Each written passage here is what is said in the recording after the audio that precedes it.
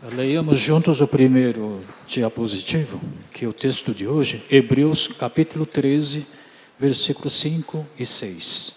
Conservem-se livres do amor ao dinheiro e contentem-se com o que vocês têm, porque Deus mesmo disse, nunca o deixarei, nunca o abandonarei.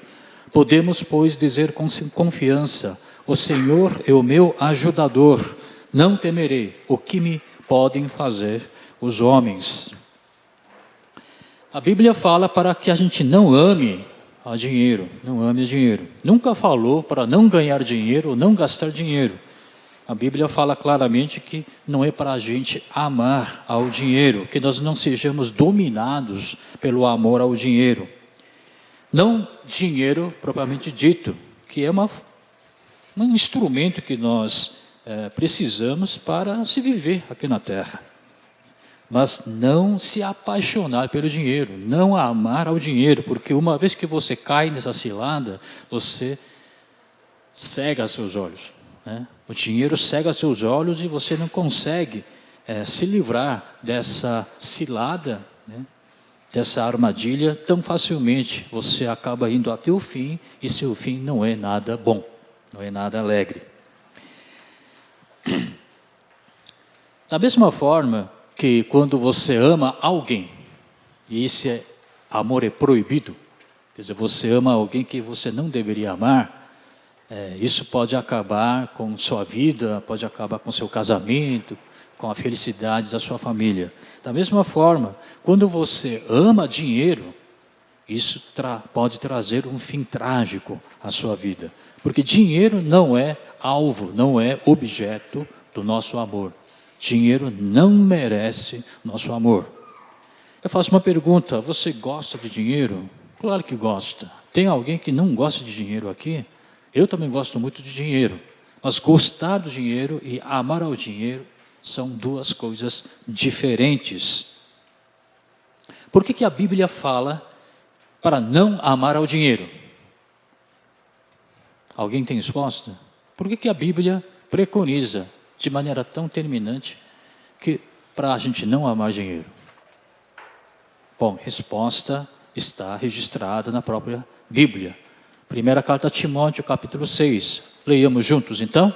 Pois o amor ao dinheiro é a raiz de todos os males. Eis a resposta. E a Bíblia é bem clara, é objetiva, é imutável, né, quanto a isso. Porque amor ao dinheiro é a raiz de todos os males. Quando você ama o dinheiro, há um fator que o acompanha, invariavelmente. Você sabe qual é esse fator? É como se fosse a sombra. Quando você ama o dinheiro, esse fator acompanha invariavelmente, como se fosse uma sombra. É a cobiça. Que é a cobiça. Quando você ama alguém de verdade, assim como os pais amam seus filhos, o fator que acompanha esse amor é o sacrifício. Por isso os pais se sacrificam até a própria vida pelo bem dos seus filhos. Portanto, o amor genuíno e verdadeiro é acompanhado pelo sacrifício. Mas quando você ama o dinheiro, o fator que acompanha não é sacrifício, é a cobiça. E o que cobiça acarreta? Do que ele leva? Do que ele resulta? Tiago capítulo 1, nós sabemos muito bem desse versículo. Então, esse desejo, ou essa cobiça, tendo concebido ou tendo concebida, dá à luz o pecado. E o pecado, necessariamente, leva à morte. Portanto, é a tríade: cobiça, pecado e a morte, destruição. Por isso, o texto que nós lemos hoje diz: para vocês não amarem o dinheiro, mas ao contrário, para vocês ficarem satisfeitos com o que vocês têm. Faço a segunda pergunta. Todo mundo concordou que nós gostamos de dinheiro. Agora eu pergunto, você ama o dinheiro? Você ama o dinheiro? Não, eu não. Eu sempre dominei o dinheiro, nunca fui dominado pelo dinheiro. Amém, parabéns. Você é um homem justo que vive pela fé. Mas, se vocês têm dúvida, será que eu amo o dinheiro ou não? Será que é uma maneira de fazer autodiagnóstico? Será que, apesar de eu negar terminantemente de que eu não amo dinheiro, será que eu não estou me comportando como se eu estivesse amando ao dinheiro? Será que tem um jeito de a gente descobrir isso? Bom, é isso que eu tentei, então, pesquisar na Bíblia, né? E eu cheguei à seguinte conclusão. Sim, há uma maneira de a gente fazer esse autodiagnóstico. Eu vi que há três sinais que acompanham quando alguém ama ao dinheiro. Eu vou tratar desses três, os dois primeiros de maneira mais leve, rápida. É uma pincelada bem superficial. Eu vim me deter mais tempo com o terceiro fator. Bom, o primeiro fator é o seguinte: quando você ama alguém, por exemplo, que tipo de mudança ocorre em você? A primeira coisa é que você quer ficar com essa pessoa que você ama. Você quer conversar com essa pessoa, né, quer estar junto com ela, né, quer conversar com ela, liga para ela, né, e você quer estar próximo a ela, quer acariciar, quer tocar, né, quer trocar ideias, enfim, é isso que acontece, não é? Você fica só pensando nela ou nele. Quando acorda, acorda pensando nele. Quando dorme, dorme pensando nela. Toda hora seus pensamentos estão voltados à pessoa amada. Da mesma forma, quem ama o dinheiro apresenta esse tipo de comportamento. Acorda de manhã pensando no dinheiro, dorme à noite pensando no dinheiro.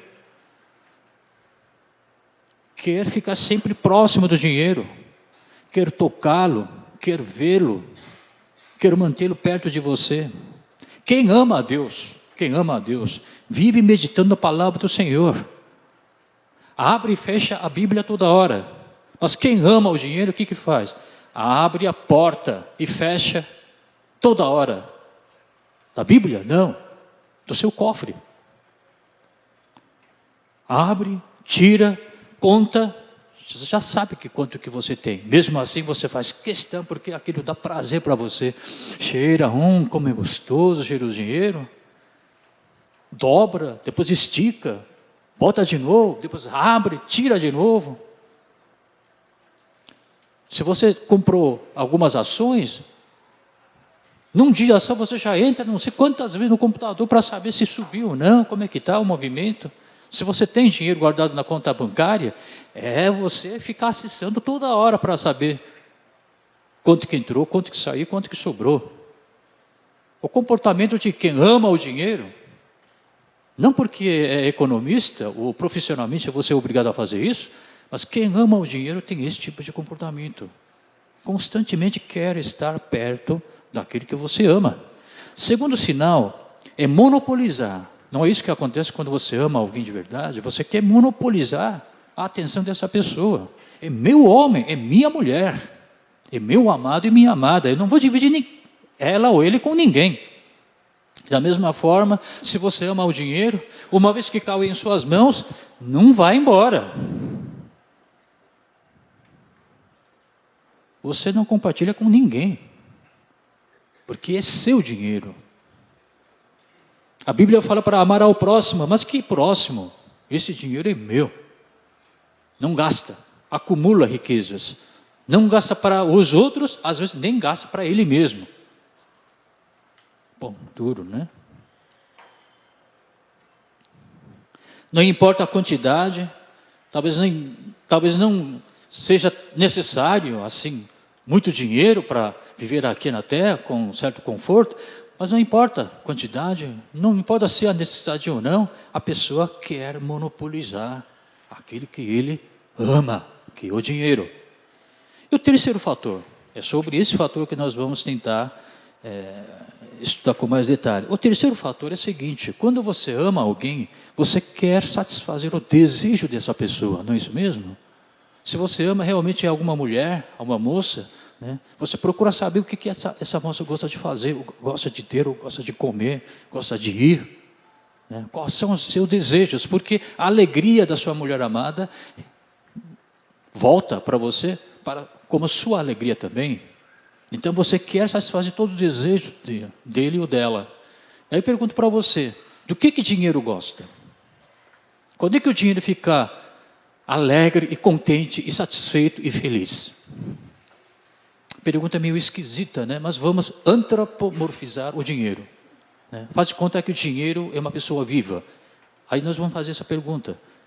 Dinheiro, o que você gosta de fazer? Quando é que você fica contente, alegre e satisfeito? Sabe quando o dinheiro fica contente, alegre e satisfeito? Alguém sabe? Bom, alguns fios dos meus cabelos caíram para tentar descobrir, para dar essa resposta. Dinheiro gosta e fica satisfeito quando o seu valor multiplica. Dinheiro tem esse comportamento. Dinheiro gosta e fica satisfeito quando seu valor duplica, triplica, multiplica. Eu não sou economista, nunca estudei economista, nunca vou estudar. Eu não sou empresário que nem vocês, eu sou pastor que estuda a palavra de Deus. Então, a minha opinião parte do ponto de vista de um pastor, tá? Então, é limitada, e eu peço compreensão de vocês. Mas eu entendo da seguinte forma: o que significa esse negócio de dinheiro gostar de que seu valor multiplique? Bom, nós sabemos muito bem como dinheiro apareceu, né? Como é que esse dinheiro foi inventado, né? Então, vou contar uma pequena história para facilitar a nossa compreensão. Antigamente não havia esse negócio de vender e comprar, né? Era troca de mercadorias, não é? Então, quem tinha sal, né, trocava quem tinha galinha. Então, havia um homem que tinha sal. E você sabe muito bem que antigamente sal era muito valioso, né? Era preço de ouro. Então, um saquinho de sal valia, digamos assim, 10 galinhas. Então, o homem que criava galinhas trouxe 10 galinhas para ter em troca um saco de sal. Troca de mercadorias. Mas num belo dia, o homem que criava galinhas precisava de 10 sacos de sal. Bom, um saco valia 10 são 100 galinhas. E o homem não tinha meio de transporte adequado, nem homens para ajudar. Não dava para ele trazer 100 galinhas vivas para o mercado, para fazer a troca de mercadorias. Então, ele usou a cabeça, ele pegou uma folha como esta aqui.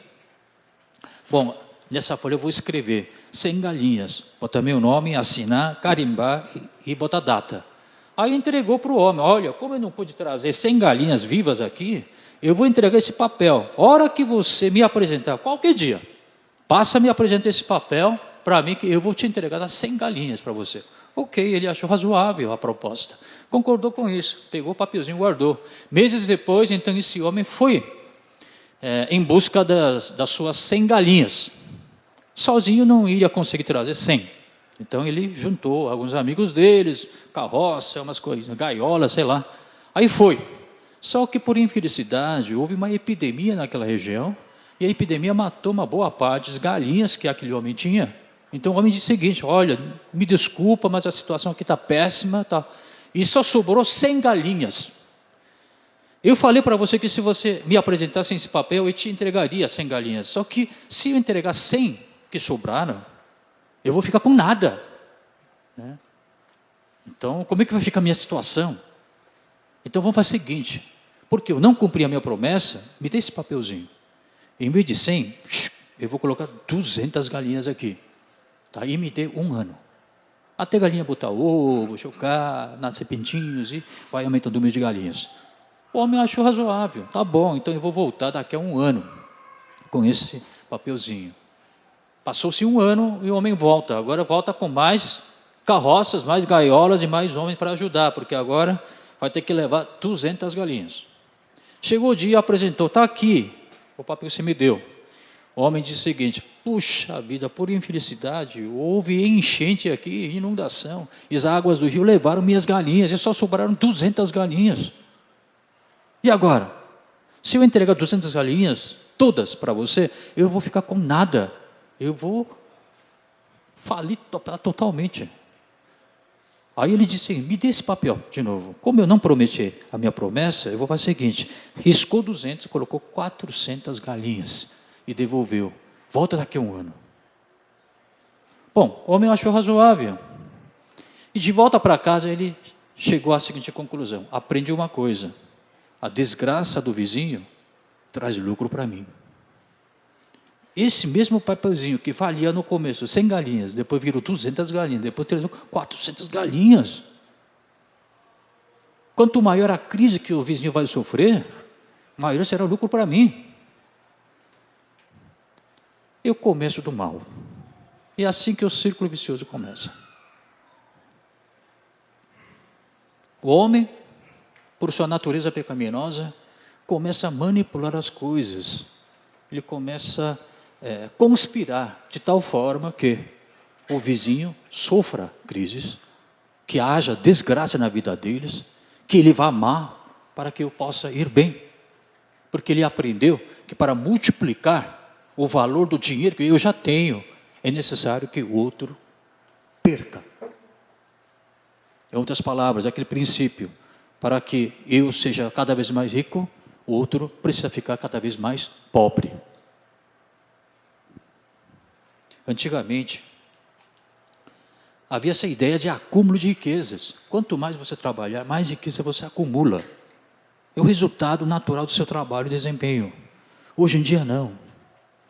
Hoje em dia, rege um outro princípio. Não é através de trabalho braçal, mas tentar multiplicar, elevar o valor dos bens que você já possui, às expensas, às custas da infelicidade alheia. Eu não tenho profundo conhecimento sobre como é que o mundo financeiro se opera, mas eu tenho ouvidos e olhos para enxergar e ouvir. Não é assim que os homens fazem? Manipulam, conspiram para que uma empresa entre em falência. Compra as ações daquela empresa num preço de lixo. Assume aquela empresa, revitaliza essa empresa, faz ações subirem de valor e revende essas ações. Não é assim que ganha dinheiro? Para que eu viva bem, alguém tem que viver mal? Isso é antibíblico, gente. Isso é imoral. O que nós vamos encontrar no fim do capitalismo? Algum estudioso disse, nós vamos encontrar socialismo de novo. Mas eu digo o seguinte, nós vamos encontrar guerra. O fim do capitalismo é a guerra. Porque do jeito que as coisas estão andando, é a guerra. Não guerra entre nações, não guerra entre etnias, mas guerra entre os que têm e os que não têm. Porque os que têm querem guerrear para conservar o que eles já têm. Os que não têm querem tirar as coisas dos que já têm para sobreviver. Nós vamos voltar à era de piratas. O índice de violência urbana está subindo cada vez mais, principalmente aqui no nosso continente centro-americano. Isso é um sinal de que essa guerra já começou.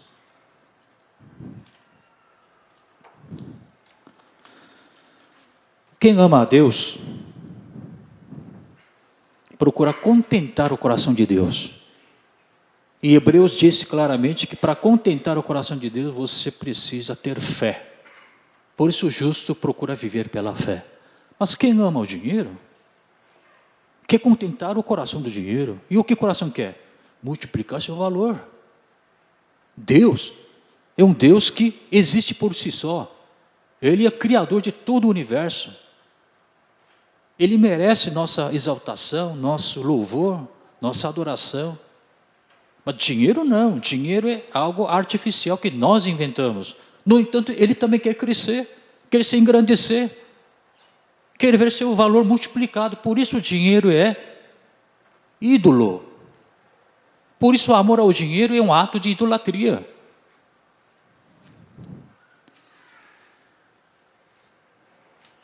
Amor ao dinheiro é que nem vício, não tem fim. Nunca fica satisfeito. A gente vê homens podres de rico. Homens que poderiam até morrer e renascer. E ainda assim teriam dinheiro suficiente para se alimentar pelo resto da vida. Mesmo assim a gente vê eles roubando. querendo acumular mais riquezas em cima do que já tem. Por quê? Porque não tem fim. A amor ao dinheiro leva ao pecado, a cobiça, e a cobiça leva ao pecado e à morte. Cobiça não sabe parar. Não sabe parar. Mas isso pode acontecer também com o justo, assim como nós, que já aceitamos o Senhor Jesus Cristo. Porque há momentos de desleixo, mesmo entre justos. E quem escreveu o Salmo 73, por favor, diz o seguinte: quanto a mim, os meus pés quase tropeçaram, por pouco não escorreguei, pois tive inveja dos arrogantes quando via a prosperidade desses ímpios. Um justo homem que escreveu o Salmo, um homem realmente devoto, né? Dedicado ao Senhor, esqueceu momentaneamente de Deus, olhou para o mundo e ele teve inveja da prosperidade dos ímpios. Esse é o seu momento de desleixo, deslize. Quase a Bíblia diz que ele se escorregou, quase eu me desviei. Por quê? Porque eu invejei os ímpios. Quando eu li esse salmo, nossa, foi como se Deus estivesse me acusando. Você também já pensou nisso uma vez, não foi? Irmãos, o pastor não deveria ter esse tipo de pensamentos, mas eu confesso para vocês, eu já tive esses pensamentos por várias ocasiões. Eu confesso. De vez em quando também eu olhava, puxa, cara, enquanto eu cometo um pequeno desse tamanho, e Deus me acusa, parece que me espeta com agulha na minha consciência, e olha, e eu, um pequeno pecado. Outro lá comete um pecado desse tamanho, mas parece que Deus não liga. O cara está lá, arrogante, preponderante, mandando nos outros, se vivendo muito bem. Até as filhas são mais bonitas. Até na hora de morrer, o cara é mais gordo, mais saudável. E eu aqui? Será que sou eu que tenho esse tipo de pensamentos? Você não tem? Quem nunca teve esse tipo de pensamento, levante a mão. Com audácia e com coragem. Tá bom. Essa é a nossa realidade, irmão. Essa é a nossa realidade. Choveu muito nesses últimos meses aqui em São Paulo. A gente vê na televisão do Ciário, aquelas mulheres choramingando, em prantos, né? Perdeu tudo. Sofá, geladeira, porque a água invadiu a casa e pronto, acabou. São pessoas que moram em áreas pobres. Ricos não passam por esse tipo de dificuldade, porque moram em lugares altos, bairros nobres. Por quê? Porque tem dinheiro. Foi isso que esse justo percebeu. Por que os ímpios se prosperam tanto assim? Ele verificou que porque ele tem dinheiro. E dinheiro é poder, dinheiro é força. Dinheiro possibilita, abre as portas. Por isso ele pensou, chegou à seguinte conclusão: é dinheiro, como se não soubesse. É dinheiro, é o poder. Não é Jeová, o Deus poderoso, mas é dinheiro, é o nosso Deus poderoso. E muitos caíram, se desviaram do caminho por causa disso, mesmo na igreja primitiva. Por isso o apóstolo Paulo disse na primeira carta aos Timóteos, por favor, capítulo 6, os que querem ficar ricos caem em tentação, em armadilhas, em muitos desejos descontrolados, que levaram os homens a mergulharem na ruína e na destruição. Irmão, um dia você vai para o Peru e vai participar de um festival folclórico, que é uma tourada, né? Uma tourada. Só que essa tourada é diferente da tourada que a gente costumava ver acontecer na Espanha e no México. Eles pegam um touro e em cima desse touro eles colocam o condor. Vocês conhecem a ave condor, né? A ave condor. A ave condor é aquele ave enorme, né? Que vive ao longo da cordilheira de Andes. Né? Tem 1 metro de comprimento e quando abre as asas tem 3 metros de envergadura. Você imagina, você colocar um condor, né, amarrado em cima, né, no dorso de um touro. Esse condor vai ficar alvoroçado, né, e ficar arranhando as costas do touro, e couro, gritando de dor, correndo para lá e para cá, e no fim ele é pelo homem. O que eu quero mostrar para vocês, próximo slide, como é que os homens pegam esse condor, porque tem que pegar vivo. E por que eles fazem essa tourada, aliás, para matar a curiosidade? Porque touro representa o Império Hispânico Espanhol, que colonizou os descendentes do Império Inca, que são os peruanos. Então, para tirar uma satisfação, né, com aquele movido pelo senso de, sei lá, vingança, eles colocam o condor, que representaria o Império Inca peruano, né, sobre o touro, que representaria os espanhóis. Né. Para pegar esse condor, é o seguinte: o condor é um animal que vive se alimentando de animais mortos, né? Então ele fica pairando no ar. Quando descobre um alimento, ele não desce direto. Por quê? Porque o condor, pelo tamanho dele, ele não é um tipo de ave que voa batendo as asas. Ele voa às custas do vento. Tem que ter um vento forte, né, propício para que ele possa pousar e voar. Então, como ele é também muito cuidadosa, né, essa ave, ele fica pairando, às vezes por vários dias.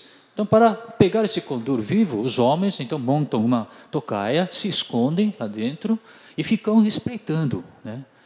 E quando o condor verifica que não há nenhum perigo, isso pode levar uma semana, daí ele pousa e ele começa a se alimentar do animal morto. Mas o problema está aí, a partir desse momento. Ele pensa: puxa, não é toda vez que eu tenho esse tipo de oportunidade, vou me alimentar ao máximo. Ele come, fica desse tamanho. É nesse momento que os homens saem da tocaia, surpreendem a ave. Ele percebe que é fugir. Mesmo tendo vento forte, ele não consegue voar porque ele está muito pesado. É isso que acontece, irmão, quando você ama o dinheiro. A cobiça sobrevém e quando você quer voar, quer fugir, quer se livrar, você não consegue, porque você já caiu na cilada que o diabo montou para você. O texto disse: contentar-se com o que você tem. O problema é esse o que tem. Porque cada um tem seu grau de satisfação diferente.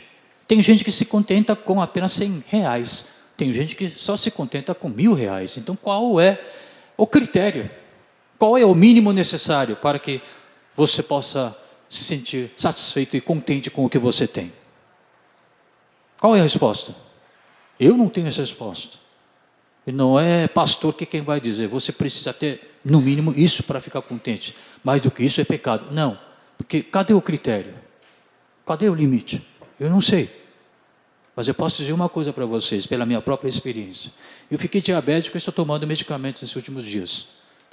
Nesses 4, 5 semanas, estou fazendo dieta, direto. Consegui perder 3 quilos. Não para ficar mais esbelto, mas para conservar minha saúde, para poder continuar a ministrar o trabalho. E eu aprendi uma coisa. Antigamente, eu ficava satisfeito com, digamos assim, este tamanho de comida. Esta quantidade. A partir do momento que eu entrei na dieta, eu tive que diminuir a quantidade de comida. E é um trabalho muito árduo. É difícil.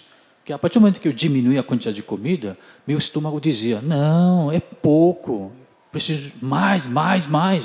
Minha boca exigia mais, meu estômago dizia: entra mais. Eu tive que diminuir um pouco mais. Hoje, praticamente, eu como metade do que eu comia antigamente. Eu aprendi a me contentar com a redução da quantidade. Antes eu precisava isso. Hoje, eu aprendi a me contentar apenas com a metade do que eu costumava comer. Ainda me dá fome, mas eu aprendi a me contentar, a me ficar satisfeito com isso. Por isso o apóstolo Paulo disse, na carta aos Filipenses, diz: não estou dizendo isso porque esteja necessitado, pois aprendi. Isso é que é importante, gente, esse verbo. Aprendi a adaptar-me a toda e qualquer circunstância. Aprender é um processo que exige sacrifício. Tá? Contentar-se com o que você tem é um processo que exige sacrifício, aprendizado, prática. Portanto, quem é que vai dizer quanto que você vai precisar para ficar satisfeito? Não sou eu, pastor. É o Espírito Santo que habita dentro de você. Ele que vai dizer isso para você. Porque cada um tem seu níveis de satisfação diferentes. Quando eu queria comer mais um, Santo Espírito me dizia, não, chega. Quando eu queria ter mais um, ele dizia, enough, basta. É o Santo Espírito que mora dentro de você que vai ditar a regra, vai te orientar. Por isso é importante que você continue mantendo em bom estado a sua acuidade auditiva espiritual. A sua espiritualidade em relação a Deus precisa estar sempre viva, porque ela é quem vai te orientar, não pastor, ou fulano, ou alguém. Da mesma forma, quando eu me alimento, eu sei, a partir daquela quantidade, é bom eu não tocar mais. Eu sei qual é o limite, porque eu aprendi, que se comer mais, certamente isso vai me engordar. Eu aprendi. Da mesma forma, espiritualmente falando, o Espírito Santo vai nos ensinar a fazer isso. Portanto, não me venha perguntar, qual é o mínimo necessário para ficar satisfeito? Eu não sei. Pergunta para o Santo Espírito, que aí está em você. Para mim, com R$100 estou ótimo. Para você talvez, não, R$1.000. Ótimo. Se assim o Santo Espírito te orientou, aleluia. Por isso o salmista termina chegando à seguinte conclusão: a quem tem no céu senão a ti, e na terra nada desejo além de estar junto a ti. Porque o texto que nós lemos diz, Deus falou, garantiu para nós que eu não abandonarei você. Eu não vou deixar você, eu vou ajudar você ao teu fim. Portanto, não tenha medo. Não queira ter segurança quanto ao futuro, porque o futuro está em minhas mãos, eu estarei com você. O salmista chegou à mesma conclusão: a quem vou amar neste mundo? Senão o Senhor, propriamente dito. Dinheiro é traiçoeiro, todos sabemos, ele abandona você, ele deixa você um dia. Mas Deus não abandona, Deus não vai deixar você. Por último, só quero ler mais um versículo e terminar o que Jesus propriamente disse. Lucas, então lhe disse, cuidado, fiquem de sobreaviso contra todo tipo de ganância. A vida de um homem não consiste na quantidade de seus bens. A vida de uma pessoa não depende da quantidade de seus bens. Não é a quantidade de seus bens que vão garantir a vida eterna para você. Nem a vida, a primeira morte, nem a segunda morte, né? Irmãos, umas 2, 3 semanas atrás, um missionário que trabalhava junto a irmãos indígenas nos últimos 20 anos, ele morreu de câncer. Tá? E nós, pastores da igreja, dirigimos toda a cerimônia, né? E ao dirigir uma dessas cerimônias, daquele homem falecido, um homem de Deus, né, eu pensei comigo mesmo, né, porque o funeral, do ponto de vista puramente humano, era um funeral muito pobre, um funeral muito triste. A começar, havia pouca gente, só alguns pastores da nossa igreja, alguns pastores de outras igrejas, 1 ou 2 presbíteros da nossa igreja, alguns conhecidos, tal, mas era muito, sabe como é que é, né? Você vai no funeral, tem pouca gente. O caixão em que ele se encontrava também não era aquele caixão de luxo. E provavelmente a família era tão pobre que acho que nem tinham condições de comprar um jazigo num cemitério qualquer por aí. Então, nós o levamos o corpo e nós o sepultamos no cemitério em Santa Isabel da nossa igreja, que é oferecido gratuitamente. Era um homem simples, gente boa, homem simples, sempre viveu honestamente, se contentou com o que Deus tinha lhe dado, né? A família também era pobre, né? Do ponto de vista, como eu falei, humano, é um funeral muito triste, pequeno, mesquinho, e assim por diante. Talvez a primeira morte de um homem justo possa ser assim, porque Jesus também teve um funeral muito pobre. Não somente o pobre, eu diria, um funeral ultrajante, humilhante, porque ele foi pregado numa cruz. Ele não morreu num leito de um hospital particular, chique, VIP. O corpo dele não foi colocado num caixão feito de ouro. Não havia uma fila de pessoas lamentando e cortejando os familiares ou dando seus pêsames. A morte de um justo aqui na terra pode ser tão pobre quanto a morte de Jesus Cristo. Um funeral pobre. Mas não sabemos que nós não vamos sofrer a segunda morte. A primeira morte, deixa para lá. Como nós vamos morrer? Como vai ser nosso funeral? Deixa para lá. Importante que nós já ganhamos a vida eterna. Por isso o texto diz aqui, mais uma vez, não ame ao dinheiro. Não ame ao dinheiro, mas aprenda a se contentar com o que você tem. É a sabedoria de Deus entregue nesta manhã aos nossos irmãos queridos. Vamos orar. Senhor Deus, obrigado pela palavra, com que não somente concordamos e aceitamos, mas que o Santo Espírito nos oriente para que nós possamos praticar e viver conforme esta promessa de Deus. Agradeço em nome do Senhor Jesus Cristo. Amém. Que a graça do nosso Senhor Jesus Cristo e o grande amor do nosso Deus Pai e a comunhão do Santo Espírito estejam com todo o povo de Deus reunido e unido nesta casa de Deus agora e para sempre. Amém.